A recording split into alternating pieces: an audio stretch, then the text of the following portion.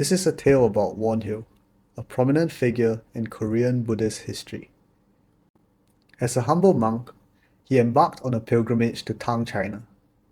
Along his journey, tired and thirsty, he sought refuge from a storm and found what he thought was a cave. In the darkness, he discovered what he believed to be a gourd filled with rainwater. Grateful, he drank from it and went to sleep. Upon waking the next morning, he was struck by a horrifying revelation. He had not slept in a cave, but an ancient tomb, and the god was, in fact, a human skull. Disturbed, he ran from the tomb, but then paused as sudden realization dawned on him.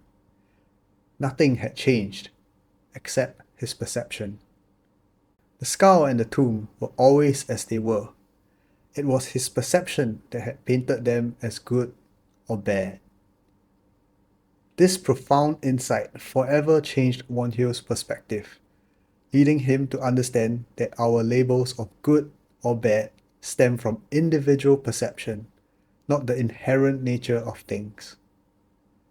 This enlightenment prompted him to abandon his pilgrimage, returning home to spread his newfound wisdom as a layman, eventually becoming a beloved folk hero in Korea.